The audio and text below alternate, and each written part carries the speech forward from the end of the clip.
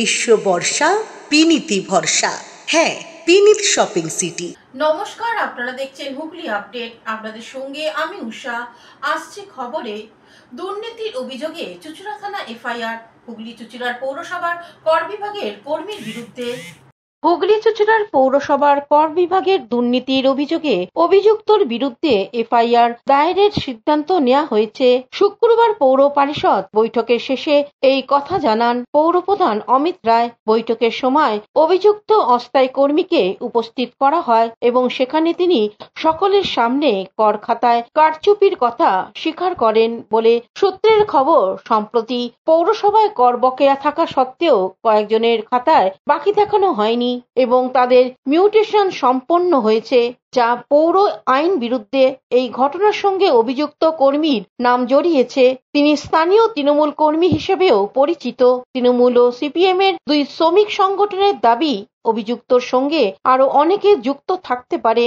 এদিন অভিযুক্ত সংবাদ মাধ্যমের সামনে কোনো মন্তব্য করেননি, তবে তার বিরুদ্ধে প্রশাসনিক ব্যবস্থা নেওয়ার প্রস্তুতি শুরু হয়েছে। পৌরসভায় এই ঘটনায় উত্তেজনা ছড়িয়ে পড়েছে। এই বিষয়ে পৌরসভার পৌরপ্রধান অমিত রায় কি জানাচ্ছেন শুনবো। বিষয়টা ও দোষ স্বীকার করে ক্ষমা প্রার্থী হয়েছে এবং সেটা ওকে লিখিত দিতে বলা হয়েছে। লিখিত দেওয়ার পর আমরা ওই চিঠির পরিপ্রেক্ষিতে যেটা আইনত আমাদের করার দরকার, শোকজ করব যে তোমার কেন টার্মিনেট করা হবে না পৌরসভা থেকে, এবং সেইটা করার পর আমরা তদন্তের জন্য চুঁচুড়া থানায় এফআইআর করব। আমাদের এক্সিকিউটিভ অফিসার এফআইআর করবেন। শোকজ আমরা 2-3 দিন দেবো, বেশি দিন দেবো না। শোকজ এই পরের সপ্তাহের ভেতরে দিতে হবে। দিয়ে পর আমরা এফআইআরটা আমরা ইমিডিয়েটলি করবো। ওই চিঠিটা ওর হাতে চিঠিটা পাওয়া পর্যন্ত আমি অপেক্ষা করছি। যে ওই চিঠিটা দোষ স্বীকারের চিঠিটা পেলেই আমরা এফআইআর করবো। এর সঙ্গে যুক্ত যিনি, তার নাম কি? জয়ন্তর কি নাম আছে? আচ্ছা, মানে কতগুলো করেছে এরকম কি পাওয়া গেল? সে তদন্ত হবে, তদন্তে সব বেরিয়ে আসবে। আমরা কতগুলো জানতে পারলে তাহলে তো আমরা তদন্ত ব্যবস্থায় নিতে পারতাম। ও কত জানালো? ও কিছু বলছে না, ও 3-4-5টা বলছে। গোটা 15 তো অবশ্যই, মিনিমাম গোটা 15 হবে। মানে গন্ডগোলটা কি শুধু ট্যাক্সে নাকি মিউটেশনও? আর ট্যাক্স রিলেটেড তো মিউটেশন, ট্যাক্স না করে মিউটেশন করে নেওয়ার অর্থ তো সে মিউটেশন ফাঁকি হয়ে যাচ্ছে। সব তো ট্যাক্স মিউটেশন রিলেটেড ব্যাপার। ট্যাক্স না পে করে সে যদি মিউটেশন করে সেটা ফাঁকি হয়ে যাচ্ছে, মিউটেশনের টাকা লস হয়ে যাচ্ছে। কি বলবেন, এরকম একটা কর্মচারী হয়ে সরকারি ইয়েকে দেওয়া? শুনুন, এইসব যারা করে তাদের তো কোনো জাতপাত ধর্ম কিছু হয় না। এরা করেছে, ধরা পড়েছে, তাকে দোষ স্বীকার করে লিখে নাও। যে এটা স্বীকার করেছে শুধুমাত্র তার একার এটা কাজ না, আমি আবার বলছি। কারণ একটা ফাইল রেডি করতে গেলে সেই ডিপার্টমেন্টে 3-4টে টেবিল ঘুরে আসে। আর সব থেকে বড় কথা, যাকে নিয়ে কোনো কথা উঠছে না, আমি কেন বুঝতে পারছি না তাকে আড়াল করার ব্যবস্থা হচ্ছে কি না কর্তৃপক্ষ। ডিপার্টমেন্ট ইনচার্জ যিনি আছেন, লাস্ট সিলমোহরটা যার পরে, সেখান থেকে সার্টিফিকেটটা হয়ে লাস্ট সিলমোহরটা যার পরে, যার তত্ত্বাবধানে পুরো দপ্তরটা চলছে, তিনি কেন এই ব্যাপারে বেশি আগ্রহী হচ্ছেন এবং তাকে কেন পৌর কর্তৃপক্ষ সুকাজ করছেন না? কারণটা কি? মিউটেশন দপ্তর এবং ট্যাক্স দপ্তর, এই দুটো দপ্তরে যিনি ইনচার্জ আছেন তার বিরুদ্ধে কোনো ব্যবস্থা কেন হলো না? তাকে শোকজ করলে তিনিই তো উত্তর দেবেন। তার দপ্তরে কোন কোন টেবিলে কি কাজ হয়েছে না হয়েছে, কে ভুল করেছে কে সঠিক করছে, উত্তরটা তো তিনি দেবেন। পৌর কর্তৃপক্ষ তো তার কাছে জানতে চাইবেন। যখন পৌরসভায় কোনো বড় ঘটনা ঘটে যায় তখন কিন্তু পৌর প্রধানের এগেনস্টে চিঠি আসে। হুগলি থেকে চন্দনা দত্তের রিপোর্ট, হুগলি আপডেট। পূর্ব বর্ধমানে যাত্রীবাহী বাসের ভিতর থেকে উদ্ধার হলো 72 লক্ষ টাকা, গ্রেপ্তার 4 ব্যক্তি।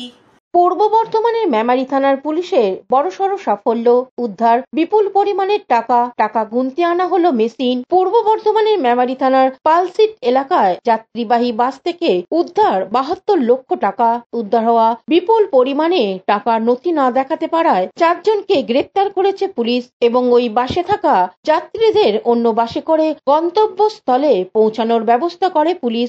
ধৃতরা হলেন শম্ভুনাথ বর্মা, বাবলু দাস, কৃষ্ণ দাস, নবীন কুমার সিং বিহারে ভাঙলপুর ও বাঁকা জেলার বাসিন্দার।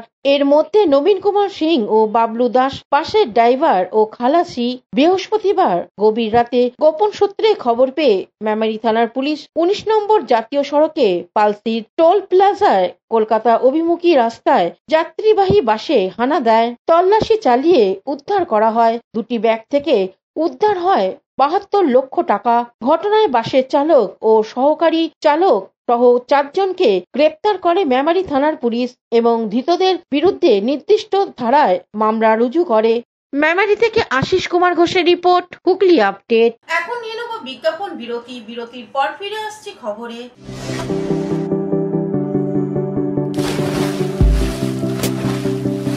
Fasten your seatbelts as you take a tour around your marine wonderland.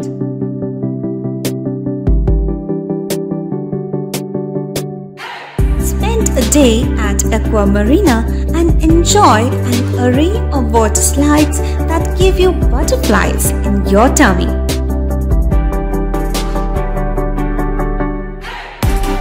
Aqua Marina is a holistic weekend destination for friends, family, and couples and offers magic to soothe your body, mind, and soul.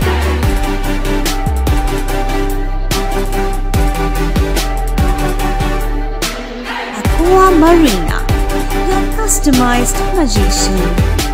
Welcome aboard and see the magic unfold. শীত, গ্রীষ্ম, বর্ষা পিনিতি ভরসা।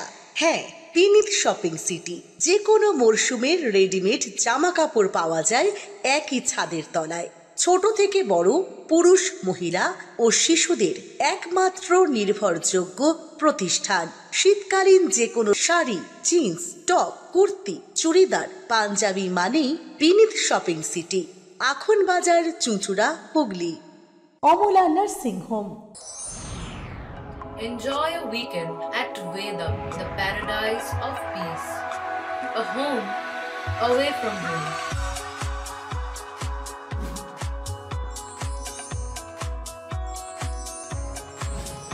See yourself resonating with the nature.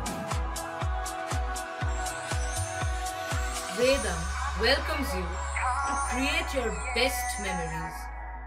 এসে গেল এসে গেল এসে গেল আবার এসে গেল বাংলার প্রাণের উৎসব, বাঙালির সেরা উৎসব দুর্গাপুজো। আগে হ্যাঁ, দুর্গাপুজো মানেই নতুন নতুন জামা কাপড় পরে মণ্ডপে মণ্ডপে ঠাকুর দেখা।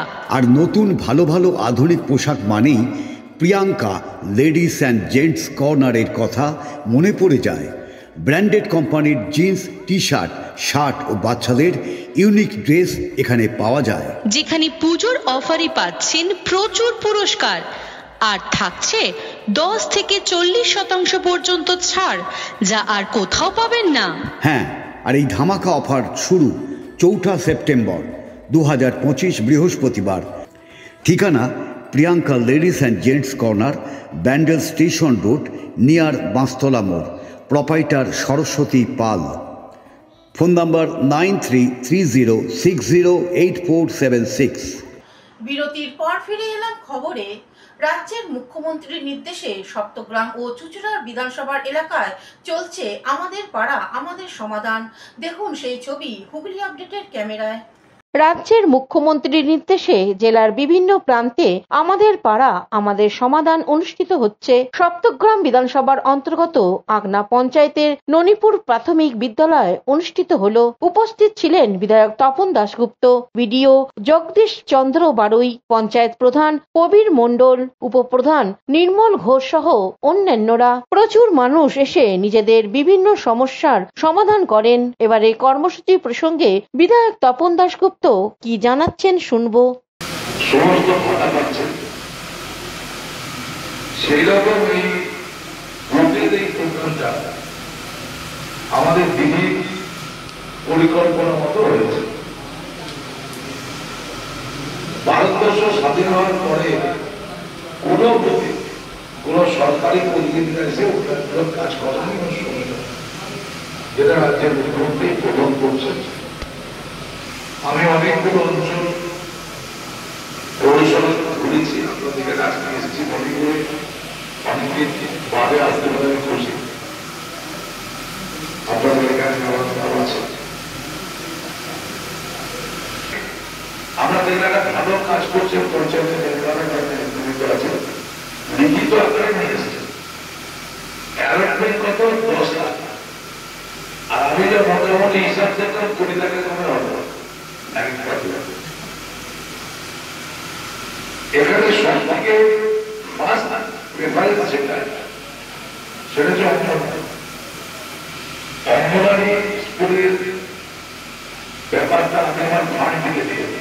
গত 2রা আগস্ট থেকে সারা রাজ্যে পশ্চিমবঙ্গ সরকারের নতুন প্রকল্প আমাদের পাড়া আমাদের সমাধান কর্মসূচি শুরু হয়েছে। হুগলি চুঁচুড়ার পৌরসভার 29 নম্বর ওয়ার্ডে আমাদের পাড়া আমাদের সমাধান শিবিরে ধরা পড়ল অন্যরকম ছবি। এখানকার শিবিরে দেখা গেল স্থানীয় তালডাঙ্গা জিএসএফপি স্কুলের খুদে খুদে ছাত্রছাত্রীরা তাদের প্রধান শিক্ষকের নেতৃত্বে স্কুল বিল্ডিং এর উন্নয়নের দাবিপত্র জমা দিতে এসেছে। এই সময় শিবিরে উপস্থিত ছিলেন হুগলি চুঁচুড়ার পৌরসভার পৌরপ্রধান অমিত রায়, উপপৌরপ্রধান পার্থ সাহা, এই ওয়ার্ডের পৌর সদস্য তথা প্রাক্তন পৌরপ্রধান গৌরীকান্ত মুখার্জি, স্কুলের প্রধান শিক্ষক এ বিষয়ে কি জানাচ্ছেন শুনবো।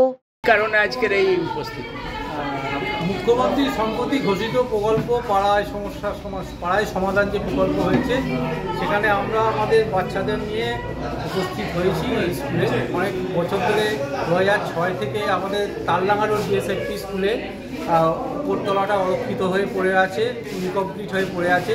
সেজন্য মুখ্যমন্ত্রীর এই উদ্যোগের জন্য যদি আমরা কিছু অনুদান পাই তা পাড়ায় সমাধান প্রকল্প থেকে, তাহলে আমাদের স্কুলের জন্য আমরা কিছুটা করতে পারবো। এছাড়াও স্কুলের বাথরুম খারাপ হয়ে গেছে, স্কুলের সিলিং থেকে ভেঙে পড়ছে, দরজা জানলার রং অনেক দিন ধরে হয়নি। বর্তমানে তো আমরা জানি যে আমার স্কুল মাত্র 5,000 টাকা পায় বছরে, হ্যাঁ, স্কুল অনুদান হিসেবে স্কুল শিক্ষা দপ্তর থেকে শেষ টাকায় কিছু হয় না। সেই জন্য স্কুলটাকে আবার আমরা একটুখানি নতুনভাবে সাজাতে চাইছি, নতুন উদ্যোগে করতে চাইছি। সেই জন্য এই প্রকল্পে মুখ্যমন্ত্রী এই প্রকল্প থেকে যদি আমরা কিছু অনুদান পাই, হ্যাঁ, তাহলে খুব ভালো হয়। আমরা ছাত্রছাত্রীদেরও নিয়ে এসেছি, ওরা আসতে চাইছিল আমার সঙ্গে, আমরা নিয়ে এসেছি, ওদের গার্জেনরাও এসেছি। এটা থেকে আমরা যদি উপকৃত হই মুখ্যমন্ত্রীর প্রকল্প সার্থকতা পাই। ছাত্রছাত্রীর সংখ্যা কত? আমরা এখন মোটামুটি 8জন ছাত্রছাত্রী টোটাল স্কুলে 8জন দাঁড়িয়েছে। তারপর আমরা বাড়াতে এই ছাত্রছাত্রীর সংখ্যা আগামী দিনে আমার যে পরিকল্পনা আছে প্রতিটা স্কুলে ছাত্রছাত্রী যেহেতু কমছে, একটা উদ্যোগ নিয়ে ছাত্রছাত্রীর সংখ্যা আবার বাড়িয়ে স্কুলটাকে আগের অবস্থায় যাতে ফেরত আগে কত ছিল ছাত্রছাত্রী? আগে আমি যখন এসেছি এই স্কুলে তখন 30-32 জন ছিল, তখন থেকে আস্তে আস্তে কমতে কমতে এটা এসে দাঁড়িয়েছে। এবার স্কুলটাও। অন্যদিকে প্রাক্তন পৌরপ্রধান গৌরীকান্ত মুখার্জি কি বলছেন শুনে নেব। সত্যপীরতলা যে তালডাঙ্গা জিএসএফপি জলের ট্যাঙ্কের তলায় যেটা স্কুল, ওই স্কুলের কিছু কিছু প্রবলেম আছে। তা হেডমাস্টার মশাই এবং গার্জেনরা তাদের বাচ্চাদের নিয়ে ক্যাম্পে এসে তাদের স্কুলের যে বাথরুম সংক্রান্ত বা অন্যান্য যে প্রবলেমগুলো আছে, রং করতে হবে বা জানলা দরজা কিছু ভেঙে গেছে বা অন্যান্য যে মেনটেনেন্স এই সংক্রান্ত, এটা মুখ্যমন্ত্রী মমতা বন্দ্যোপাধ্যায়ের প্রকল্পের একটা ইউনিক জিনিস। এবং যেখানে আইসিডিএস সেন্টার প্রাইমারি স্কুল, যার মিড ডে মিলের কোনো অসুবিধা আছে, সেট করার কি কোনো একটা ঘরে চ্যাঙল খসে পড়ছে, কি রং করতে হবে, কি পানীয় জলের ব্যবস্থা করতে হবে, কি বাথরুম পায়খানা করতে হবে, এইরকম ধরনের রিপেয়ারিং মেনটেনেন্স বা এরকম ধরনের ছোটো ছোটো যে সমস্যাগুলো স্কুলগুলোর আছে সেগুলোকে গুরুত্ব দেওয়ার ক্ষেত্রে এটা একটা আমাদের সাফল্য যে আজকে স্কুল তারা এসছে এবং স্কুলের বাচ্চারা এসছে। দিদির এই যে প্রকল্প, এই প্রকল্পে তারা সন্তুষ্ট, তাই দিদির এই আহ্বানে সাড়া দিয়ে এই ছোটো ছোটো বাচ্চারা তারা উপস্থিত হচ্ছে। হুগলি থেকে সৌমিত্র সিনহার সঙ্গে চন্দনা দত্তের রিপোর্ট, হুগলি আপডেট। হুগলির জিরাটে দুর্গাপুজো উপলক্ষে সাজো সাজো রথ, ইস্কনের মন্দির থেকে স্বামী নারায়ণ মন্দির, তার সঙ্গে থাকছে আলোর জাদু, তারই প্রস্তুতি দেখুন। কয়েক বছর ধরে হুগলির জিরাটে বেশ কিছু দুর্গাপূজা মণ্ডপ সজ্জা, আলোক সজ্জা নজর কাটছে দর্শনার্থীদের। এবছর জিরাটে কিছু মণ্ডপ বিগ বাজেটের। জিরাট বাস স্ট্যান্ড, কর্ণাটকের ইস্কন মন্দির 60তম বর্ষ, আদি বারোয়ারি 75তম বর্ষ, লন্ডনে স্বামী নারায়ণ মন্দির, কালিয়ানাগড় পূর্বপাড়া TNS ক্লাব 60 বছরতম বর্ষ। জিরাটে আরো বেশ কিছু দুর্গা মণ্ডপ এবং প্রতিমা ও আলোকসজ্জা নজর কাড়বে দর্শনার্থীদের। শ্রী শ্রী সার্বজনীন দুর্গা উৎসব পরিচালনায় জিরাট আদি বারোয়ারি এবছর 75তম বর্ষ।